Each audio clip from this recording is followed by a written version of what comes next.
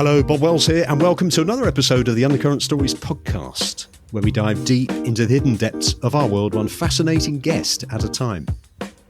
Today we're diving into the story of a family whose name you've seen on pub signs, bottle labels, and the sides of lorries, but whose real history is so much bigger, stranger, and more fascinating than most of us realise. This is the Guinness dynasty: brewers, philanthropists, aristocrats, and serious connoisseurs of extraordinary houses.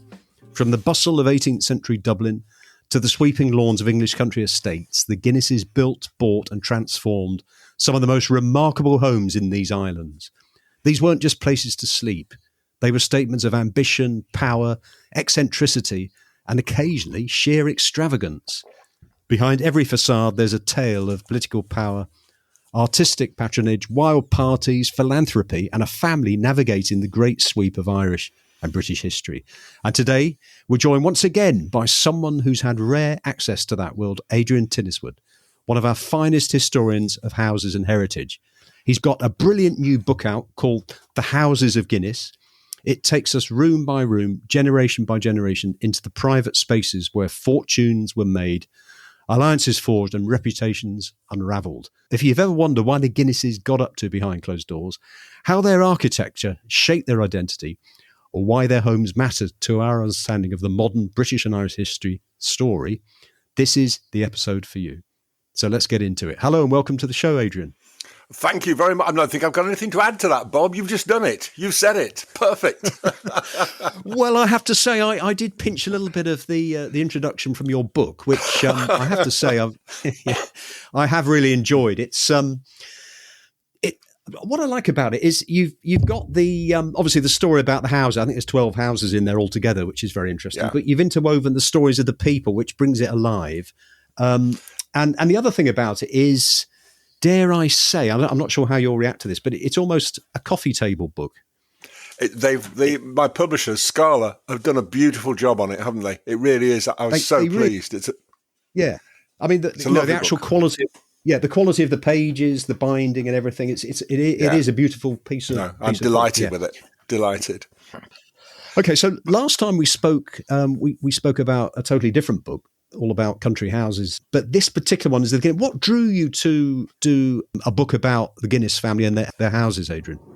Well, there's two things there, Bob. I mean, one is an entirely pragmatic thing, that the big Netflix show, The House of Guinness, was coming out this autumn, and the publishers said to me, would you like to do something to coincide with that about Guinness houses? But also the last book I did, The Power and the Glory, which was about late Victorian Edwardian country houses, the Guinnesses kept cropping up in that, and I was just intrigued to follow them through. I mean, I'd mentioned them a couple of times in relation to 2 houses, 3 houses, but I wanted to know more. And I hadn't realised what an amazing family they are. There's something about, there's something historians don't tend to tell you. And that is that being very, very rich is fun. It's a very enjoyable thing to have lots and lots of money. And the Guinnesses were brilliant business people. I mean, no question. They were just amazing. And also, they were tremendous philanthropists. They gave away so much. They £250,000 to worker housing in Dublin, £250,000 to worker housing in London. And this is at the turn of the century. This is when £250,000 really was £250,000. Yeah. They sponsored hospitals. They did so much. They rebuilt Dublin's St Patrick's Cathedral out of their own pocket. So they did a lot of good, but also they built and bought. They had good, they as they moved up the social scale, so they bought bigger and made bigger, better, more opulent country houses, and they enjoyed them. They had fun with their wealth. And they certainly did. And one thing that comes across, Adrian, is the sheer, you mentioned there £250,000 donation, which I guess now would be several billion. But the actual sheer scale of the wealth that they created, that's hard to imagine now, isn't it? Yeah, I mean, the Benjamin Lee Guinness, who was not the founder of the fortunes, but he certainly consolidated the family fortunes in the mid-19th century. When he died, he was Ireland's first millionaire. When his son, Edward Cecil Guinness, died in 1927, he was worth something like £11 million. He was an earl. He'd joined the British establishment. And it's worth perhaps us just thinking for a moment about that relationship. I mean, you're in Britain, I'm in Ireland as we speak. The Guinnesses managed to straddle that boundary. They were Irish, born and bred, no question about it. But they were conservatives, they were unionists. They supported. They weren't nationalists in any way. They saw Ireland's future as being part of the United Kingdom, which, of course, at the end of Edward Cecil Guinness's life, it wasn't anymore. But they have an ambivalent place, I think, in Irish history. And what's interesting to me, among the many things that's interesting to me about them, is that as they consolidated their power and their wealth, they became more and more English. From having a string of really important Irish country houses. I mean, houses that are household words. Farmley Park in Phoenix Park in Dublin, which is Edward Cecil Guinness bought in 1873, and he bought it because his neighbours were the Viceroy of Ireland and the Chief Secretary of Ireland. Farmley gave him access to power. It's nice having good neighbours like that. But from there, it's very handy, I'll tell you. But from there, they have a huge townhouse. He has a huge townhouse in Dublin. I mean, he has houses all over the place, to be fair. I mean, if I can just tick them off on my fingers, he has Farmley, which is a huge country house. He has St Stephen's Green, which is a huge townhouse. He has Elverdon in Suffolk, which is a huge shooting estate, 17,000 acres. He has a massive townhouse in London, Grosvenor Place. He, at one point, he buys a huge house on Cowes on the Isle of Wight. There's a story about his wife, Adelaide, that she was struggling a bit with all these different, moving from one place to another and trying to maintain a household. When he told her he'd bought a villa on Cowes as a birthday present for her, she burst into tears. She thought, not another house. But they gradually move from this Irish, from resident Irish to being English, Anglo-Irish, if you like. They settle more and more, although they never lose control of the Guinness brewery. I mean, it stays in the family till the 1990s when Diageo buys them out. But they never lose control or management of the brewery, but they gradually move their centre of operations over to England. Because that's also access to power. Sorry, that's also access to power. I mean, they do that because Edward Cecil Guinness becomes a British aristocrat and sits in the House of Lords, as does his brother, in fact, Lord Ardilaun. They both, they move to London because London is the seat of power. So, would you have described them when they first started off before the brewery as an Irish working class family? Yeah, maybe middle class, but very ordinary family. One of the Guinnesses in the 18th century was a steward to a Church of Ireland bishop. They start brewing in a very small way, but the first Arthur Guinness, the one whose signature's on all the bottles, the one whose signature you see, he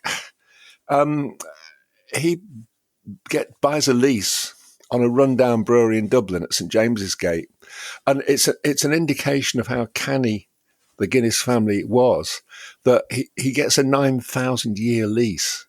I didn't know you could get 9,000-year leases, and it's for nothing. It's peppercorn rent. It's for nothing.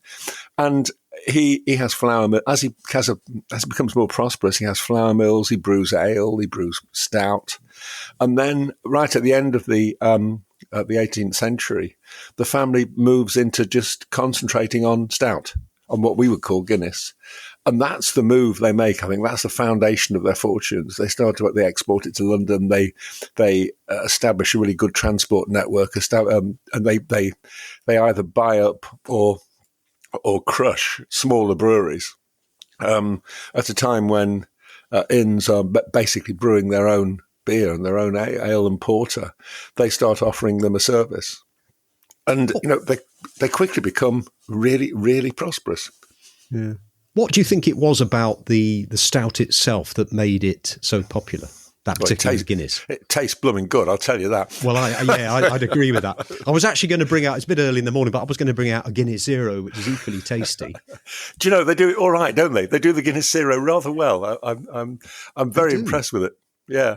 No, I mean, my method is to have a pint of ordinary Guinness and then follow it up with a Guinness Zero, and you don't really know the difference.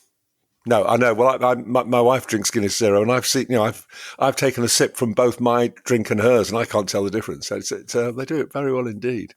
And you live in Ireland. Whereabouts in Ireland do you live? I live in the far west of Ireland, in County Mayo, so the kind of top left shoulder of the island of Ireland. Next stop, America. Yeah. So is it a case of either Guinness or Murphy's? Yeah, and there's not much Murphy's about, actually. It is mainly Guinness, I'll say. Mainly Guinness. And a lot of lager. They drink a lot of lager over here.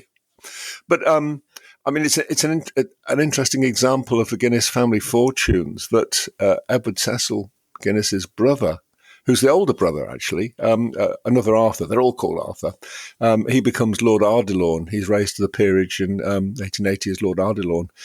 And although he's the elder brother, there's two things here, I think. He's the elder brother, but their father, Benjamin Lee, decides that the younger brother, Edward, is going to be better at running the business. So he leaves him in charge of the brewery, in effect. And Lord Ardilaun marries the daughter of the Earl of Bantry, and he clearly decides that being in trade isn't quite good enough for his social ambitions, or his wife decides that more likely. His wife Olive, she's quite a force of nature, and so they withdraw from the brewery. But they have a house in Leeson Street in Dublin. They have an enormous mansion, St Anne's in Clontarf, which is northeast of Dublin. I mean, a massive place, which isn't big enough. One of the kind of trends with the Guinness family's houses, they don't tend to build anew; they buy. And then they double in size. The house is never big. They had a ballroom here. They had a conservatory, a glass house there. And he's got this enormous house at St Anne's. He's got a house in Dublin. And he's got a castle in Mayo, where I live, Ashford Castle, which is famous now. It's one of the most famous hotels in Europe, I think. It was a shooting estate. His father bought it and left it to him. And, it's 22,000 acres in Galway, 4,000 acres in Mayo. It straddles the Galway-Mayo border. And it's a castle. And again, it's not big enough. He builds another tower here. He says, I have a taste for the picturesque. So he puts battlements here. He puts a turret or two here. He puts a moat.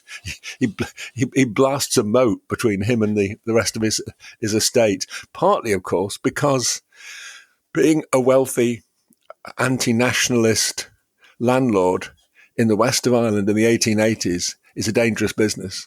One of his neighbours is assassinated by disaffected tenants. Two of his bailiffs are killed when they try and evict tenants from a village that he owns. It is a dangerous, but he's a better landlord than many, to be fair to him. He's firm, but he's very fair.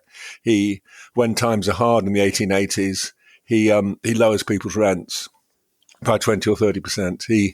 He gives his tenants £3,000 worth of seed and meal to grow, which doesn't sound much now. That's a hell of a lot in the 1880s. So he's a better landlord than a lot of them are, which is kind of slightly complicated for the Irish narrative, if you like. We're supposed to think that Protestant landlords like Lord Ardilaun are bad people, and he wasn't bad. He wasn't great, but he wasn't bad either. He did his best by his own lights.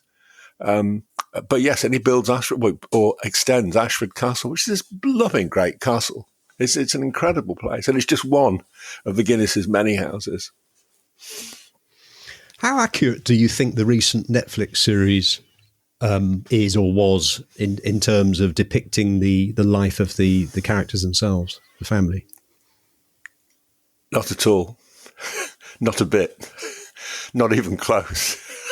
I've got to tell you, I mean, I started watching it. I've seen the whole thing, and I really had my kind of horrible historian's hat on. Oh, that didn't happen. Oh, it wasn't like, I don't know if you've seen, or your listeners have seen. I saw it, yeah. Yeah. I mean, that beginning, it begins with Benjamin Lee Guinness's funeral, and there's a Fenian riot.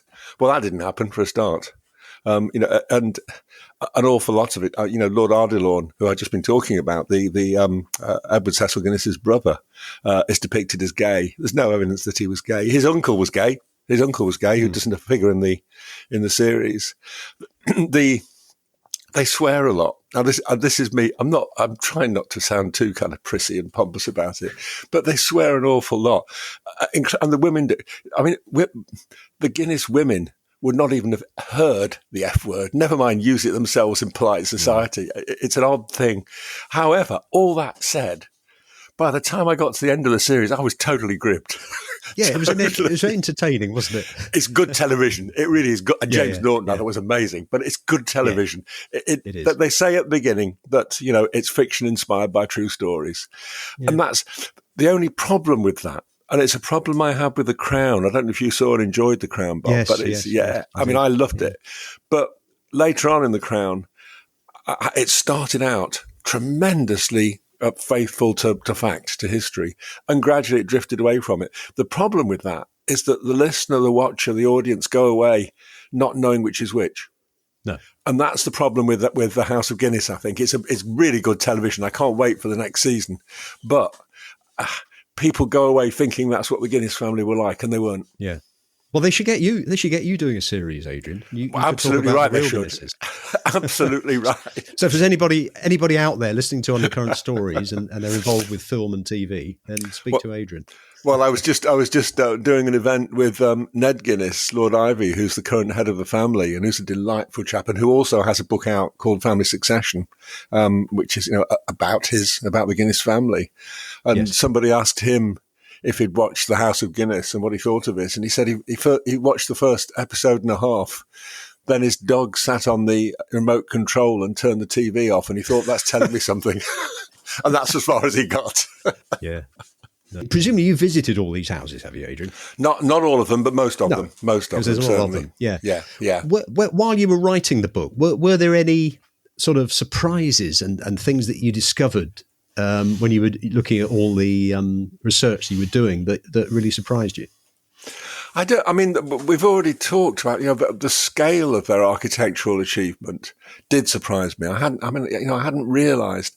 And also the number of houses that some of the big Guinness family that they had, but they weren't living in any one of these houses as a home. They moved, even in the 1940s, 1950s, they were moving from one place to another, from a country house to a townhouse, from England to Ireland, occasionally shooting lodges in Scotland. It's a world which, by the mid-20th century, we call them jet setters. I'm involved with Leeds Castle down in Kent, which was restored by an Anglo-American woman called Olive Bailey, who's part of that set in a way. And Olive Bailey, people go to Leeds Castle, they think, what an amazing home. She only lived there for a few days every now and then. She has a house in Belgravia. She has a villa in the south of France. She has a house in Bermuda. She has an apartment in Paris. She has an apartment in New York. And she just drifts around from one to the other. And the big Guinnesses, certainly Lord Ivy and his family, move from one house to another routinely. It's a very peripatetic life, a very strange life, I think. Strange to us, not to them. Hi, it's Bob here, just a quick interlude. Hope you're enjoying this episode, and if you would like to hear more interesting interviews, we have over 150 episodes to date, with many fascinating guests talking about a wide variety of topics which include music, history, philosophy, fitness, food and drink, adventure, contemporary culture, and many, many more. I'm sure there's something that you'd really enjoy. So all you need to do is just visit undercurrentstories.com or search Undercurrent Stories in any of the podcast platforms. And now back to the show. And in terms of the philanthropy, I mean, you mentioned there about some of the things they did. And I personally lived while I was working in the 70s for a company, I lived in one of the Guinness Trust places during the weekdays for a couple of years between Stratford and Plaistow. And, again, the name came up then. It's amazing some of the things they did. Yeah. I mean, they were very forward-looking in the way that they looked after their employees. They introduced pensions. They paid their workers a decent wage. People that work for the Guinness brewery were looked after. And today we think, well, that's just what you do. But in the 19th century, it wasn't just what you did at all. You got injured at work. Well, you're off. That was it. The idea of being looked after by your employer, being cared for, or your employer having a duty of care, which we do take for granted today, that wasn't taken for granted in the 19th century. And the Guinnesses were pioneers, certainly at looking after their employees. They were hard as well. I mean, you don't get to be that rich by being really, really nice. You just don't, sadly. There's a story that Lord Ivy, Edward Cecil Guinness, the first Lord Ivy, when he was on his deathbed in 1927, the last thing he did was to sign off a letter of dismissal for an employee at his brewery. They were hard men. They were certainly hard men, hard businessmen. But they had, it's complicated that their philanthropy, people say, they were just buying themselves a peerage. They were buying their way up the social scale with all this philanthropic work. And yes, they were. That's true. But they also did it because it was a good thing to do. Those two motives aren't mutually exclusive. They did it because they were good people, and they also saw a reward at the end of it. Yeah. Yeah. You mentioned in the book about the wild parties, rock musicians, etc., coming into the sort of mid-20th century. How do you think the legacy extended into the 20th century and, with celebrity culture? You can see, excuse me, you can see by the mid-20th century, you can see not even Edward Cecil Guinness's kids, but his grandkids. They glory in being Guinnesses, and they are very, very rich. The Honor Guinness, who is the granddaughter of Edward Cecil, she marries Chips Channon, Henry Channon, the American-born MP, and he and she buy this wonderful house in Essex, Kelvedon. It's a beautiful place. It's an early Georgian, country house, historic country house, and they do some stuff to it. They remodel it, but basically they live the life of an English gentleman and gentlewoman for a little while. Then Honor runs off with a bailiff. As Evelyn Waugh said, it's so Lady Chatterley's lover, isn't it? It wasn't helped by the fact that her husband was gay, and that complicated things a little bit. No. But you've got, one of my favourite houses, Biddesden, down in Wiltshire, was bought by Brian Guinness, who's a grandson of Edward Cecil Guinness. In the early 1930s, he and his wife, Diana Mitford, who a short-lived marriage because she runs off with Oswald Mosley. In fact, the Guinnesses do an awful lot of running off with, now I start to think about it. The three Golden Guinness girls, daughters of Ernest Guinness, you need a kind of chart here, don't you? They're the granddaughters of Edward Cecil Guinness, Una, Eileen and Maureen. They all have country houses, big country houses. Eileen has Luttrell's Town, which is a wonderful, wonderful house outside Dublin, which rose to fame 20-odd years ago. It was where the Beckhams got married, those golden thrones, the whole thing.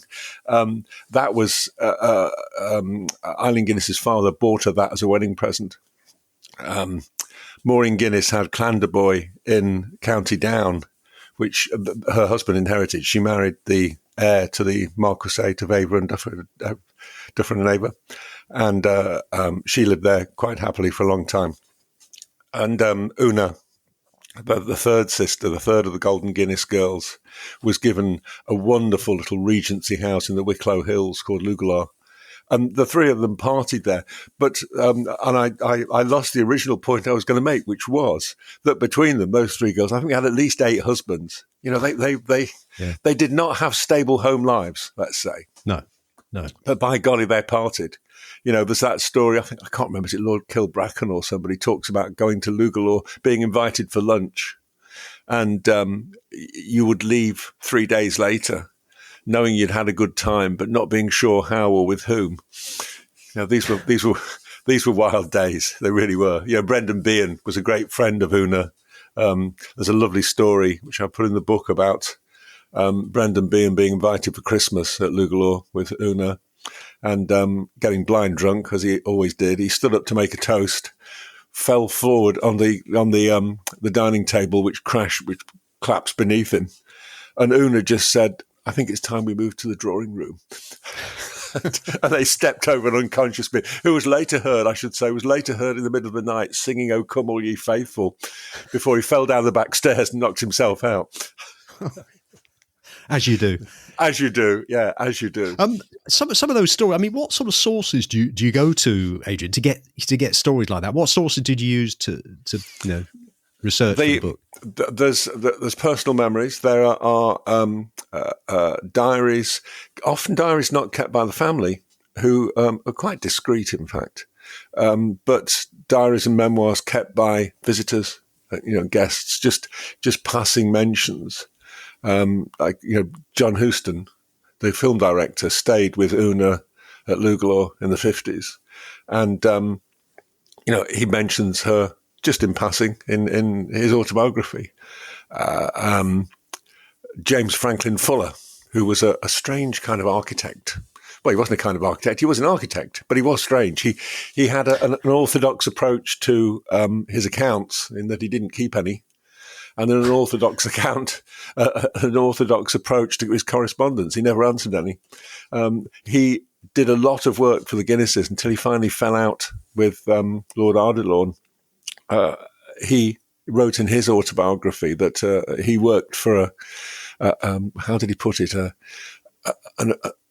A plutocrat turned aristocrat turned autocrat. I could not share his own valuation of him, so he left. Just these little references that it sounds like he and his client, he worked for several Guinnesses, that it was quite a fraught relationship. They weren't kind of soft, warm, cuddly people. They wanted what they wanted, and it's interesting that they although they do so much in the line of philanthropy, they do like to keep control. And there's two examples of that. One is Benjamin Lee Guinness in the mid-19th century, who offers to restore St. Patrick's Cathedral in Dublin out of his own pocket. He talks about it being 10,000, then it's going to be 20. It's a fortune. It's millions it's going to cost. And Dublin says that's wonderful, and the Church of Ireland says that's wonderful. And then Benjamin Lee says, but I'm going to be the architect. And the whole architectural profession says, but you're not an architect, you're a brewer. You can't do that. And Benjamin Lee just says, if you want the money, you get me. It's that straightforward. Mm. And of course, he does, and he does a very good job of it. Another example, his son, Edward Cecil Guinness, pays for a field hospital to be sent over to South Africa during the Boer War. And when I say a field hospital, it's not just the equipment. He pays for 2 surgeons. He pays for sort of 50 charge nurses. Wow. The whole lot just to be shipped over. Yeah. And he wants to send 2 female nurses. And the British War Office says, no, we don't send women into a war zone. And Edward Cecil says, well, you do if you want the money. And he wins. It's that simple. Yeah. If he's paying, he's calling the shots. And that's a trade, I think, with the Guinnesses, and it shows their determination, I think, to get their way. Yeah, and on that matter, the drive and determination which you obviously need to be, a leader in an entrepreneurial business. Did you find that with every generation there was somebody within the family that had the main drive, or did it become more, more like a team each time? What happened there? It's you can see early on, Benjamin. There's Arthur Guinness, then his son Arthur too, who is a very good entrepreneur. His son Benjamin Lee is a very good entrepreneur and brewer, and then it goes down to Edward Cecil, goes down to the second, actually the third son, who's a very good entrepreneur. So you've got a leading figure in each of those generations. Yeah. It starts to not be diluted, but I mean, with Edward Cecil's son, Rupert, who becomes the second Lord Ivy, second Earl of Ivy, Rupert's a farmer. He farms 17,000 acres in Suffolk. Brewing, although he's chair of the board, but he's not a professional brewer. He's he's a landed aristocrat, and that changes things, I think. And also, all of the Guinnesses have quite a lot of kids, which means that it's the not the bloodlines diluted. I wouldn't say anything as silly as that, but certainly the drive, the determination to make the brewery a success. Later generations live off the brewery rather than making the brewery, if you know what I mean, which is, it's what happens. It's what happens. Yeah. Yeah, it does, doesn't it? Yeah. And what about the role of women in the business?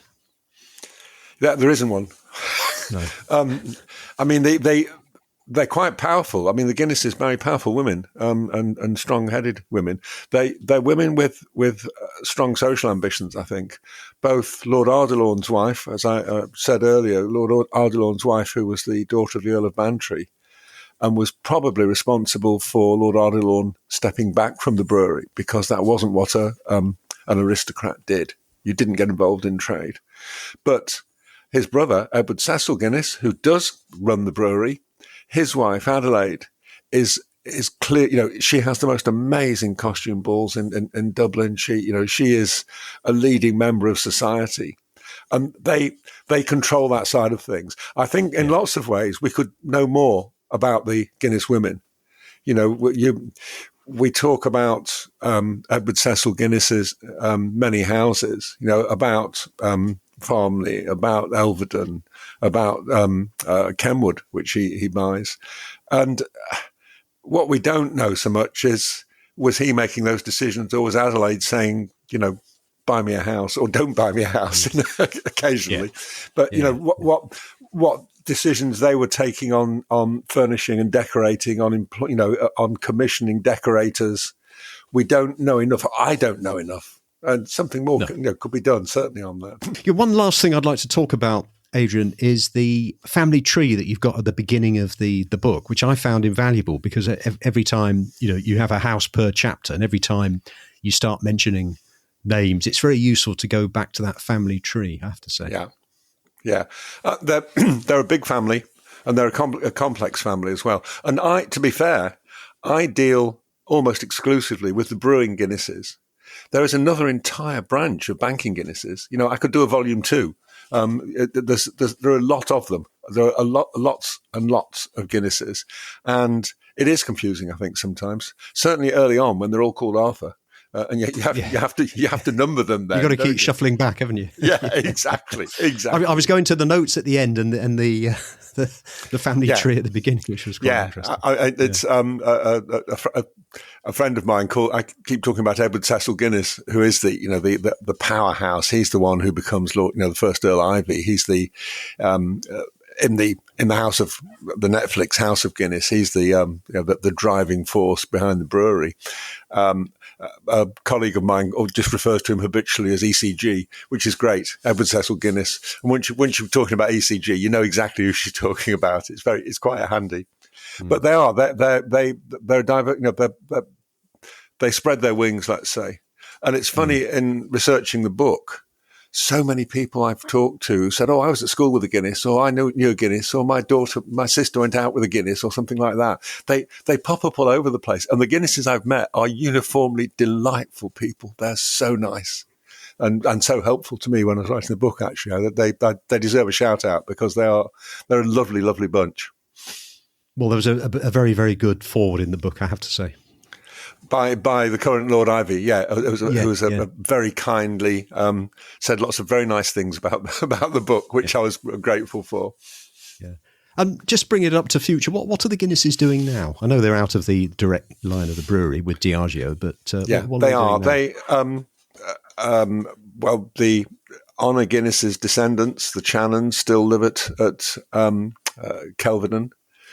Brian Guinness, who had this wonderful house, Biddesden in Wiltshire. Brian Guinness's descendants still live there. The current Lord Ivy still farms Elvedon in Suffolk, which Edward Cecil Guinness, ECG, bought in 1894.